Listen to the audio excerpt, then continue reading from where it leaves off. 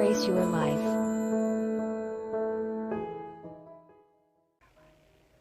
Good morning, good morning, good morning. Welcome to Boss It Life TV. My name is Tracy and I am a certified life coach, and I'm not going to go into a big deal power intro this morning.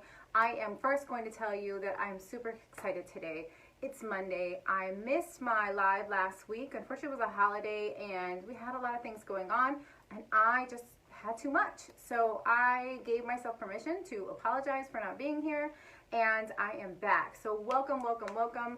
Please, hello Diana. Thank you for coming in and joining me today. For those of you who are catching me live, please let me know that you're watching. Share this out with your friends. This topic is an important topic for me because every one of us lets our ego jump into our lives. Even me, all of us, even the ones who sit and meditate and sit and coordinate and sit in therapeutic sessions and sit in things and we think we are completely aligned. All of us have the ability to let our ego take control. So what does it mean to, I wrote some notes here, so if you see me looking down, it's because I really wanted to dig into this topic today. So what does it mean? Before we get into the ego definition, let me remind you, first of all, that everybody has an ego. No matter who denies it, we can promise that it exists even in just very little amounts. Like I said before, none of us are immune to our ego, and a lot of us see our ego as the enemy. And before I end this video today, I am going to explain the ego, share what the ego is, and help you understand that the ego may feel like it's your enemy, but it can be treated as a trusted friend and can be controlled in a way that you can set your mindset knowing the difference between your inner self and your ego. So what is the ego? This is my version of what the ego is. First of all, the ego is what you see your true self as. It is what you have defined yourself into. It is the perception of your beliefs, the things you clung on to, and the things that you look to. So when someone has an energy, the way that I see it, that combines with our ego, sometimes we will feel a block, and so we're instantly defensive. When we have learned to release that ego, release that worldly way, release the perceptions of our upbringing and our life, then we are able to allow other people to have their portion of this life. Allow other people to believe whatever it is that they want to believe and still connect with them. So the other thing I want you to know about the ego is that 9 times out of 10, the ego separates us, which is okay in a rare form. It's okay to want to know who you are, to want to be connected with self, but your higher self would never be disconnected from other people. Your higher self would always know that as we work in this life together, that we can become more abundant, that we are built to be in this together, that we are all in this together. And so when your ego combines, your ego brings limited beliefs. And it can hold you back with connecting with the people or situations, places, or things that you truly do belong in. Ego's problem in the relationships are blamed for breaking down, right? So it can be a real spoiler. So I want to give you some tips to free yourself from the hugeness of the possessed ego, right? Because ego was in the beginning created to be a helper for us, created to be the worldly ways of us, created to help us in our situations. And you guys, I just have to pause for a second because yesterday, my new place is in a community center. And yesterday I noticed that in the city of Phoenix, we have these book shares that go around, and they're just these little birdhouse things, and it was empty. It's been empty since it's been there, and I just looked out my window right now because my new office has a huge window, and there is a lady with a case of books, and she's filling up the book share in there. Do you see that? Yeah. Tessa is here with me this morning. So if you guys see me looking over at Tessa, she's here with me this morning from Face of Survivor. She's my partner in crime here in the city of Phoenix. She can hop in and say hello, good morning. So we are sharing this space together. Her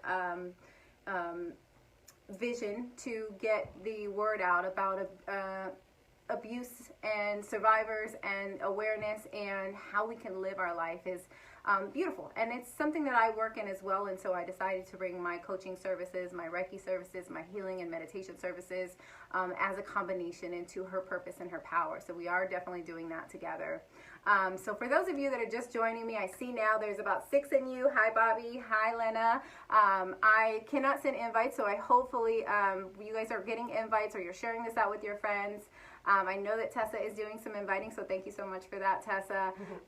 So today we are talking about the ego, you guys. How important is it to talk about the ego? It's extreme because the ego is our expression of ourselves. It is who we think we really are. When we have not become enlightened, we really listen to that noise and that voice. Thank you, Lena, for watching and sharing. We are listening to that voice and that noise that becomes so loud almost that we ignore it.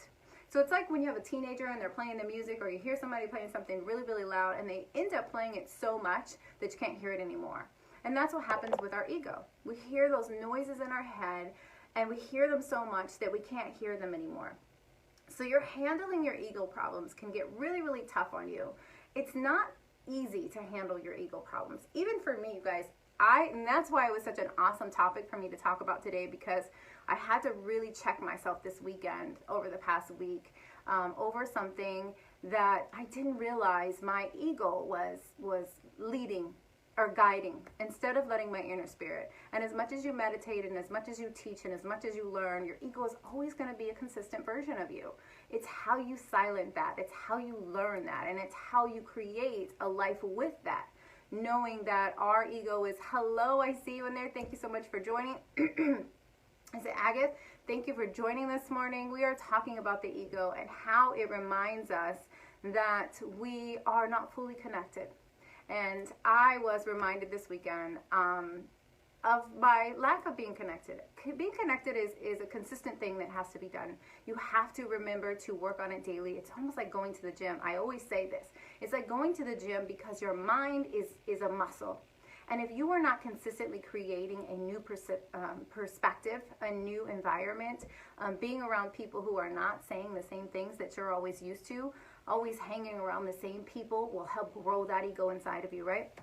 So ego problems are huge. They are real, and they are even allowable in the best of us. We have, we can be teachers, we can be counselors, we can be life coaches, we can be Reiki healers, and still have the effects of the ego happening in your life.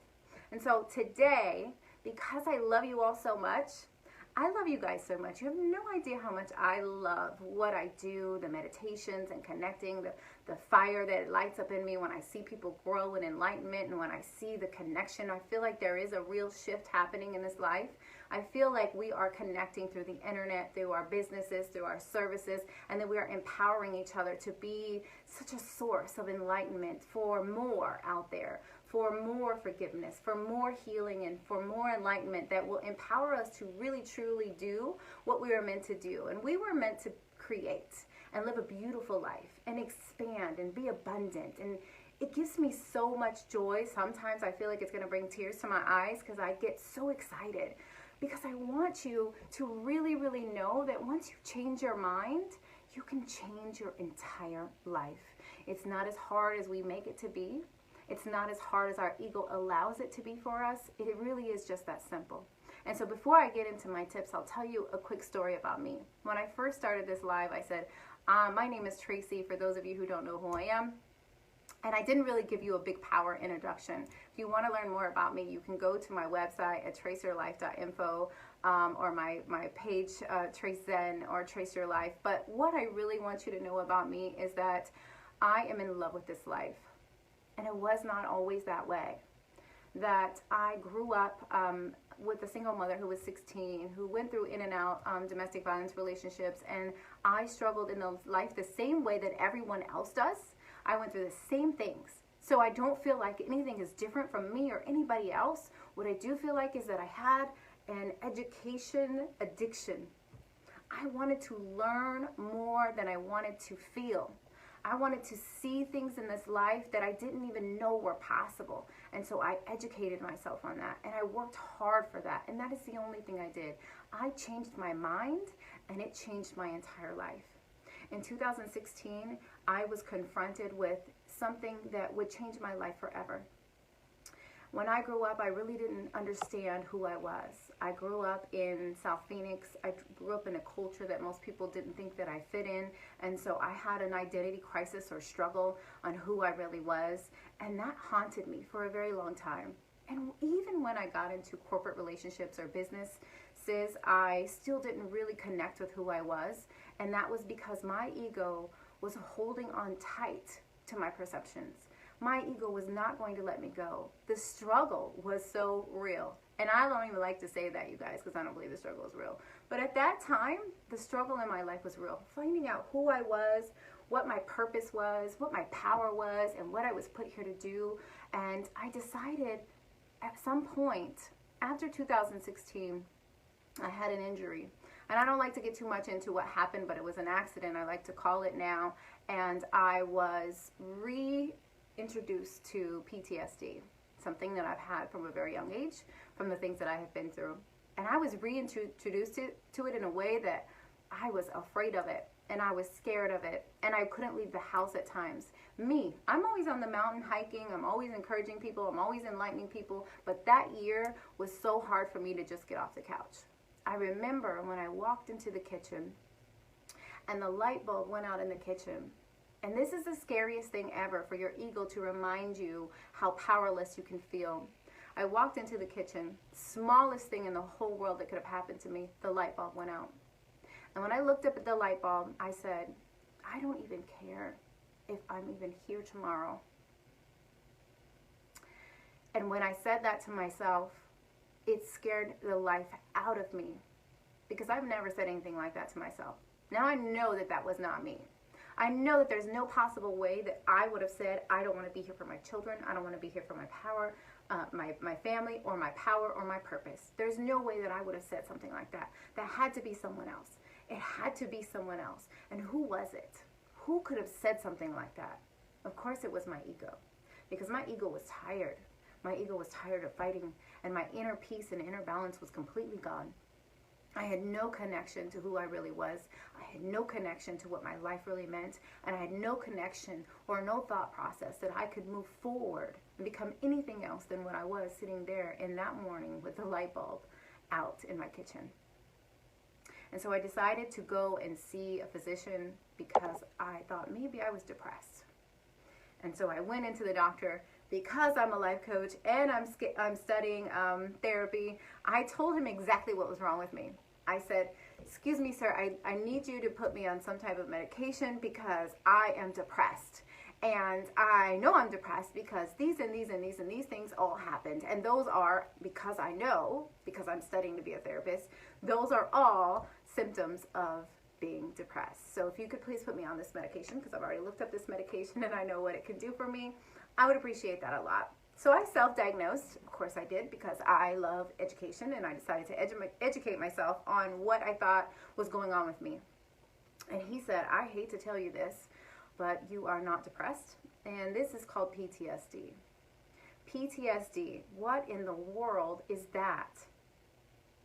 Well, it's something that slows you down. It's something that holds you back, and it's something that doesn't let you let the past go. Now, I did get on that medication for about 6 months, but then I decided that I didn't want to live like that anymore.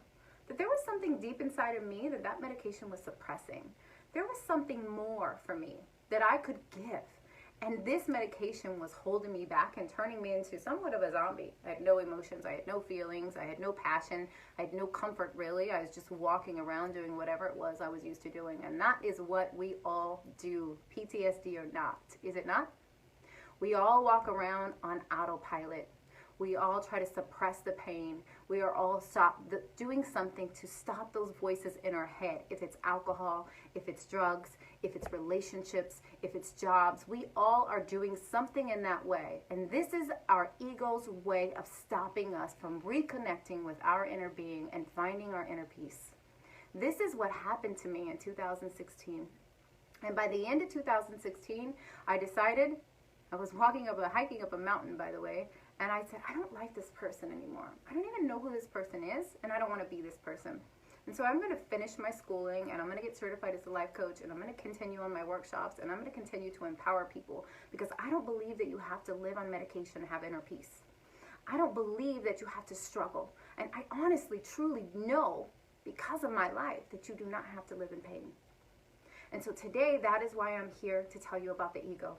I want to talk to you about it in a way that empowers you, that enlightens you, that it brings more to your day, to your week, to your life, and to the rest of this year, so that you can think about what is happening. Even in the best relationships of our life, our ego can sabotage us. Even in the greatest moments that we've ever thought of having, our ego will try to stop us. And so I want to give you some tips today, just little tips, not big ones, not something that's going to be so hard that you're like, oh my gosh, this is harder than my life. And it is going to be harder than your life at some point, the fight for you, the fight for your connection, the fight for your inner balance. But today, if you will just take these simple tips and try to practice them, I promise you that empowering yourself, getting reconnected, and knowing that we have to connect with each other, that the ego takes us away from what we think we belong to our businesses. And sometimes we get so high that we think we don't need someone else. Sometimes we get so high at our education that we think we don't have to hear another voice. Sometimes we lose so much connection because of our ego that we forget who we truly are. And I want to remind you today that you're beautiful, that you are loved and you are supported, and we are in this shit together. And I never cuss on social media, but I want you to know that we are in this shit together, and we need to hold on to each other. We need to enlighten each other. We need to embrace each other, and we need to hold on to something that is higher than us, that empowers us, that makes us more beautiful than we can even see ourselves.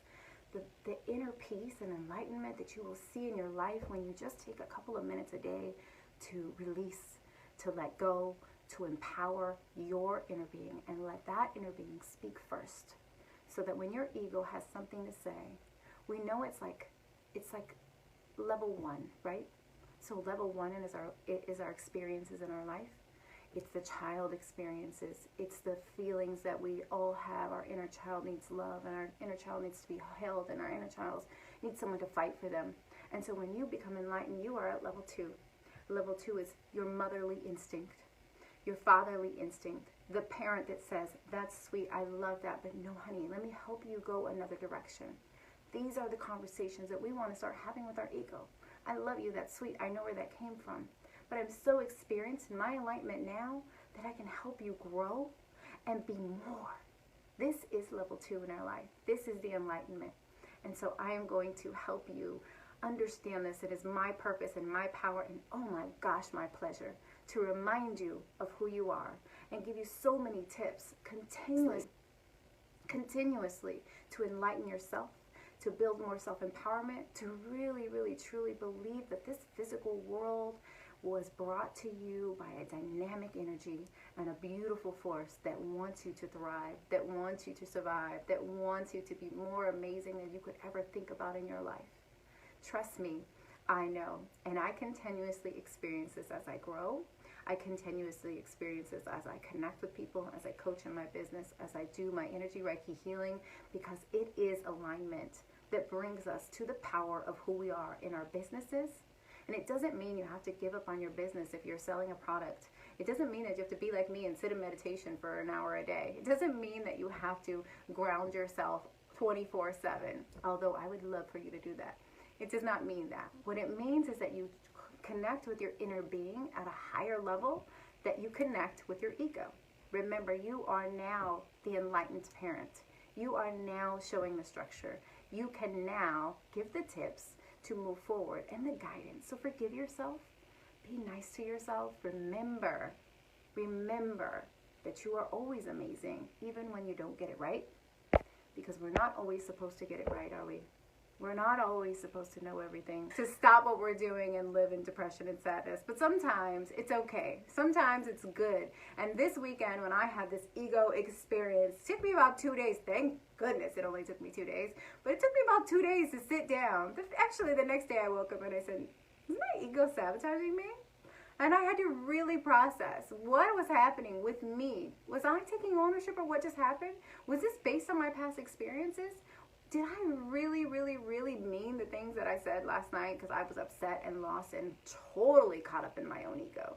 But knowing who I am, knowing that I believe that no one is truly out to hurt you, that we are all just trying to look for love and acceptance, I had to do some work on myself. And so I wanted to share this with you this morning. So thank you guys for watching 20 minutes of me sharing my story. Now I will give you the tips that I put together to help you with your ego. So the first tip is to not get all personal about it. The first thing you need to do is not get personal about things. Some of you take things literally, avoiding doing something. You learn to be at peace with yourself, and also people don't always mean what they say, okay? So sometimes you're just angry and you get upset because you believe in a certain way.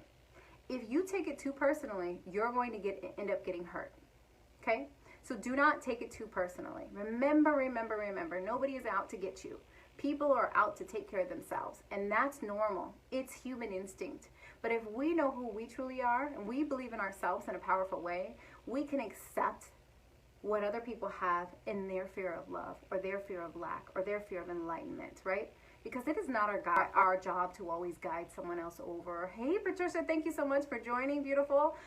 It is not always our job to guide someone over, but accepting who we are and feeling that connection and not taking it too personal will help you tremendously. So, number 2 is, I know you guys are not going to like this one, accepting all of your mistakes. A great way to work on your ego problems is to accept your mistakes. Know when you're wrong. Everyone makes a mistake, and that is how we grow. It'll feel light and stop your false ego from controlling your life if you learn how to accept your mistakes. Number 3, I'm keeping this simple because I've had you guys on here for a while. Stop being afraid of looking silly. Oh, this one's my favorite. This one is my favorite.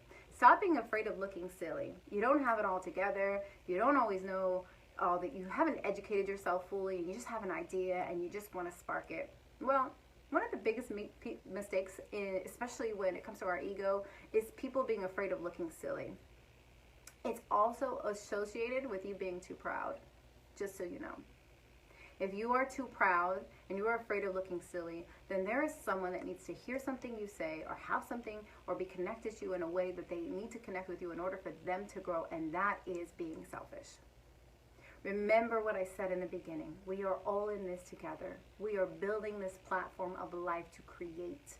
If you have so much pride that you're afraid to look silly, that you're afraid, and I've had this too. Trust me, I've had this too. We do it with our selfies, right? We all put filters on. We lose 10 pounds on the filter. We you know, whatever it is, that's being afraid, right? It's also being afraid of love. I've often seen myself in pictures with friends that I thought, oh my gosh, I love that moment, but I'll never share that picture because why would I share that picture? I look too fat or my hair was a mess.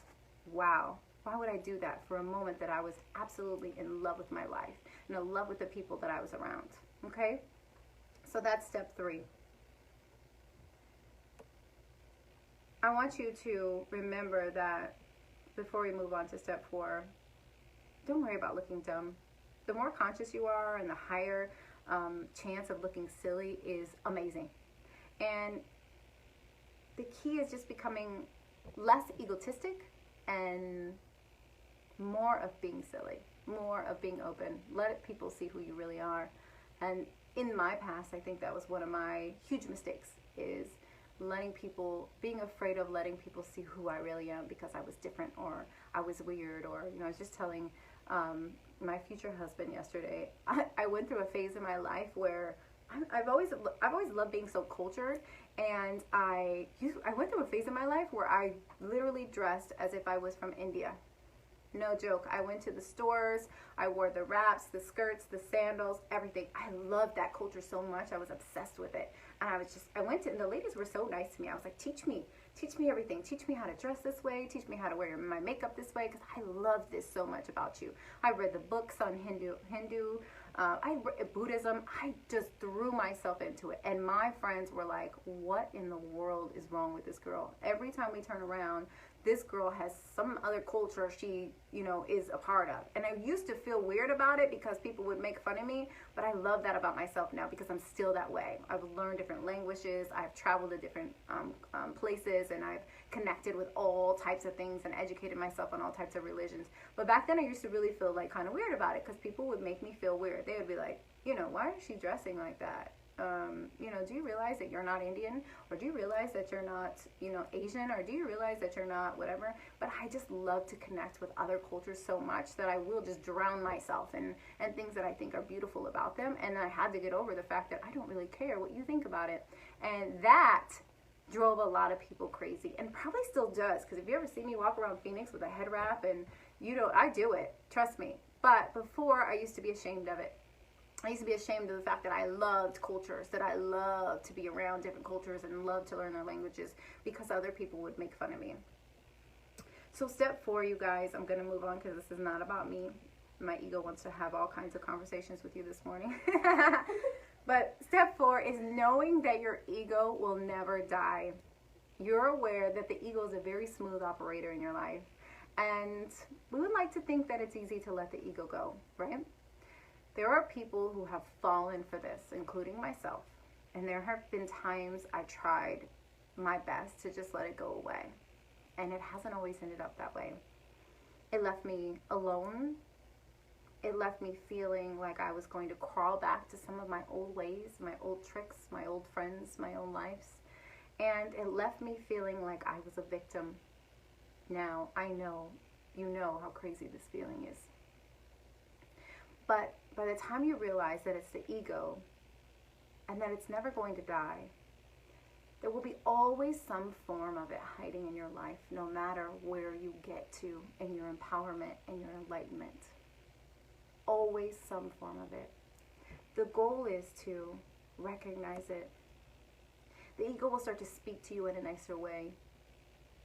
It will even possibly stab you when you least expect it. Love when that happens. But if you know that your ego will never die, you will always keep yourself prepared for it. This is the enlightenment that we should reach for. Knowing that our ego is always going to be there in our life. Knowing that it's going to be empowering to allow it to just settle a little. Teach it. Teach your ego that you're in charge. Let your inner being, your true self, become so enlightened that your ego has no choice but to listen when you give it direction. You don't have to listen to the noises that are spinning in your head. I know that they're hard to release, and I know that they're hard to let go of. Meditation, guided meditation, just sitting in the silence with yourself sometimes so that you could hear the difference. And I don't mean in a way that you seclude yourself from life, but I mean in a way that you can really, really, truly hear, see, and feel the difference between what your true self is telling you and what your ego is saying. Tip number 5, you guys, is knowing that you aren't always going to be the best. It is very, very important to be aware of your own limitations. You should know that you're not the best at everything all the time, and that you're going to be limited in certain ways until you grow past or you learn. And if you truly want something, then you will fulfill your dreams. It means that you can't accomplish anything, being accepting that you have to learn more. You're not always going to get it right. You're not always going to be the best at everything, and I'm not always going to be able to do something that you can do, and you're not always going to be able to do something that I can do. But when we learn who we truly are and knowing what we are good at, and we celebrate ourselves for that, and we give ourselves acknowledgement for that empowerment, then we are able to stop being so hard on ourselves and those around us. Be careful what you say about yourself, because you don't know what it's reflecting onto someone else. I want you to look at your ego, you guys, for tip number 6. As another human being, like I said in the beginning of this, it's my personal suggestion to look at your ego as if it is another person. Hello, Esther. Thank you for coming in.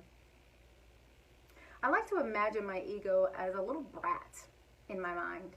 Like a little brat. My ego truly is a little brat. And I can tell you that my ego is a little brat because I was a spoiled little girl.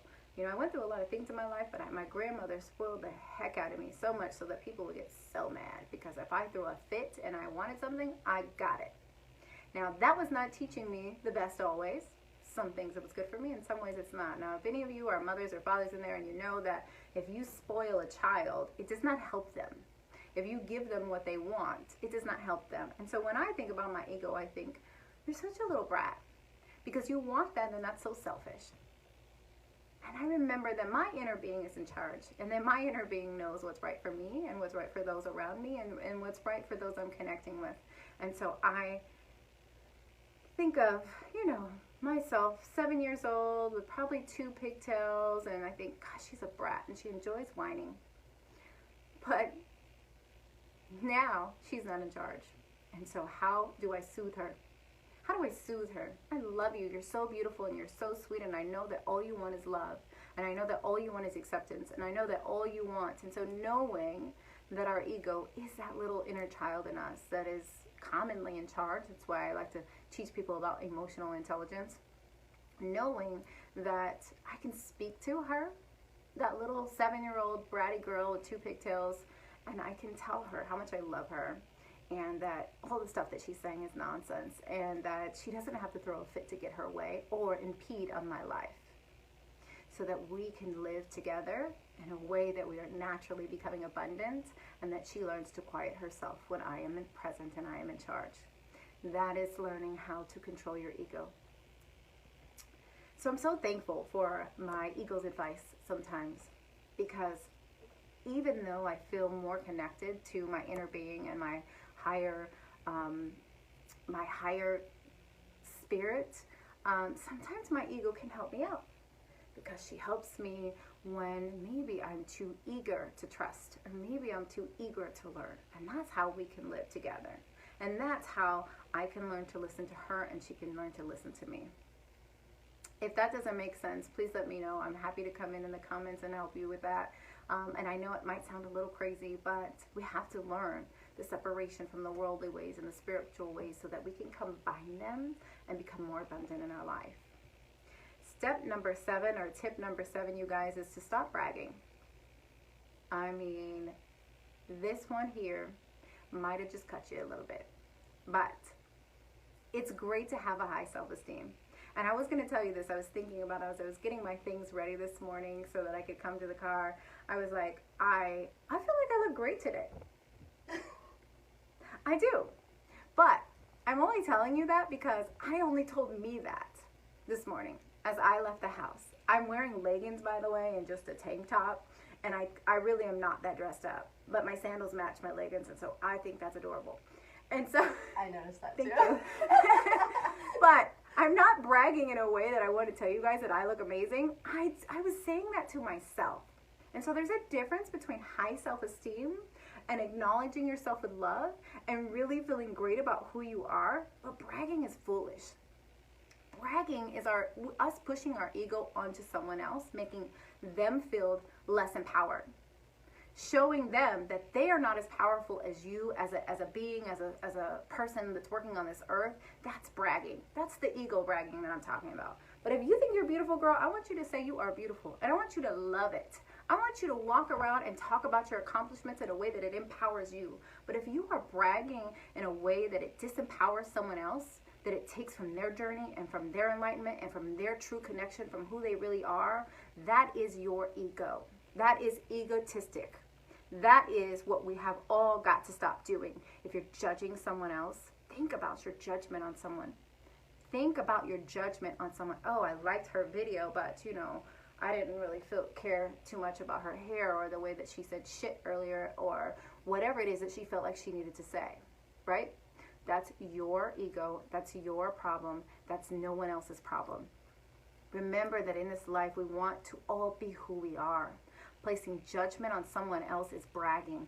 It is you allowing your ego, your past experiences, the things that have happened in your life to disempower someone else. We are all in this together. And if you do not learn how to control that little tiny angry being inside of you, it will eat you alive, make you suffer in ways that you can't even imagine, and hurt someone else consistently. The next tip I want to talk about, after we have all begun to become more humble, love ourselves, connect with our inner being, and allow our inner being to be step one in our lives. As we become step two, I want you to be thankful for all that you have. Be thankful consistently for everything that you have in this life. Imagine that your university results are out and you are top of the class. Obviously, you are going to be credited for staying and working hard, but remember that there's someone else who was equally working as hard as you. There was someone else out there who wants it as bad as you. And you don't have to show up for them, and you don't have to empower them if you don't have it in you. But what you do have to do is be grateful for what you've done. Teach and give back. Show others the way. And never, ever, ever stop believing that what you have done is the most perfect possession of building and creating this life that you could ever have. And that means your pain. Your pain. A lot of us hold on to pain of our past. A lot of us hold on to things that we feel like it hurts so much. The reason that it's hurting you so much is because you will not let it go. You feel so connected, your ego feels so connected to the things that happened in the past that you cannot move forward and live a life of abundance. If you knew my life, you probably would judge me in so many ways because I judged myself. But I could care less if you read my story right now. I could care less if you read the things that I've done wrong, or who the people I have wronged, or the situations that I got myself into that I didn't belong to. Now, if you had confronted me with my past, it would not do anything to me but make me want to give you a hug. Because the only reason you would do that to me is because you are suffering, hurting on your own. Remember how we empower ourselves. Remember what we hold on to, and be thankful that you have learned these lessons. Be thankful. Part of releasing your ego and becoming more enlightened is to go through the struggles without the pain. To understand that it's just a part of the roller coaster. That little corner is going to be a little tough, but at the end it all stops and gets you exactly where you want to be. There's nothing to be afraid of anymore. When you become truly enlightened, you understand that God has given us this life to be abundant, and that we only suffer in the things that we choose to suffer in, and we can glide past the rest. It's not always going to feel good, but if you walk through the fire, I promise you on the other side, it's warmer than you could ever imagine. So I want you guys to give yourself a bigger chance of controlling your ego. I want you to begin to think of things that this way, that you have a chance to control your ego, and balance your emotions. Balance it in a way that you know you're not going to fall off the edge. Give yourself a moment. And some of you that may be watching this right now, maybe you're sitting somewhere and you don't know that you can get out of it. And you watch us on Facebook or YouTube or all these empowerment, enlightenment videos, and you watch us and you think, God, that's great. I love what you're saying. It sounds amazing. But that's just not somewhere I can be in my life because I'm struggling too much, or I'm in too much pain, or you don't know where I come from. And I'm here to tell you this. I, 9 times out of 10, have probably come from that too. And I was you, sitting on the couch, explaining what an amazing a victim I was. Explaining that you could not possibly understand what I have been through in my life because you haven't been through that. And I know that as long as I continue to feel that way, I continue to be a victim. I continue to allow my ego to keep me in a comfort zone of pain. And there's a point in your life where you can get into such a comfort zone of pain that you feel like there's no way out. I promise you there's a way out. I promise you that if you would just enlighten yourself, that if you would research and you would look for the tools and you would look for the possession and you would look for the life that you are seeking and get away from the things that you are continuously looking to or looking for, and the conversations that you're continuously having, find something else to connect to. I promise you, you will build so much abundance and relief in this life. Tip number 9, and we're getting to the close end here. I know I've kept you guys for a long time, so thank you so much for joining me. Those of you who do not know who I am Tracy, and I'm not going to do a big power intro today. If you want more information about me and what I do, you can go to my website at traceyourlife.info. But tip number 9 is complimenting others. It's great to compliment others. It is a plus to say the opposite sometimes of what your ego says. Say it out loud so that your ego can hear it. What your inner being truly believes. And then if you are judging someone and not able to compliment, find out what it is about you that is holding you back from believing that you can be that beautiful too, and you can be that smart too, or you can be that loving too. Remember, just pretend that your ego doesn't exist sometimes. Compliment someone. Tell them how amazing they are. Tell them how beautiful they are. Thank them. You know, my favorite thing used to be that I used to say to people, I used to say, thank you for honoring me with your time. Because people honor you, believe it or not. They honor you. You are honoring me right now by sitting here listening to me, by watching this video. But people honor you by their time. And so thank them just for that. If you can't think of anything else, thank them for honoring you with their presence or their conversation, or just standing next to you in a coffee line. Just for having a good energy. Just find something. Dig deep so that you can give and empower someone else, and you can quiet that ego a little bit. The final tips that I'm going to give to you today is always remember that being humble and less egotistic has many benefits. Being full of love and less anger is always going to fill you with better feelings, overcoming life in a way that will help you outreach for help if you need it. When it comes to things like this, always consult your closest friends. They can help you. Your friends can help you. And if you don't have anyone else, search. The internet is huge. Find someone. Find a life coach. Find if you believe in energy, find a Reiki healer. Find a community. Go to a yoga session. Go to Zumba. Find someone to connect with, because we are all in this together. I promise you, promise you, promise you. You have no idea how empowering it is to find someone that will love you enough to show your ego its way out. That was my conversation with you today about the ego. I love talking with you about the ego today, and I want you to know that sometimes, even though your ego is that little being inside, it can be a bully. And we have to work together and be in this together to master our ego so that we can live an abundant life created just for us, because that's what we are meant to do. Finding our purpose, to empower ourselves, finding out who we really are. And yes, Shayna says, find your tribe. I love you guys so much. Thank you, thank you, thank you for watching me and joining me all the way through the end of this session. I know I kept it a little longer, but it's because it's so important for me to help you understand that you can be happy, that you don't have to suffer, that the pain is a choice. And I know that it's hard to get out of it in the beginning, but when you truly, truly are ready for enlightenment, it's waiting just for you to show up. Have an amazing, amazing day. Thank you, thank you, thank you. I love you.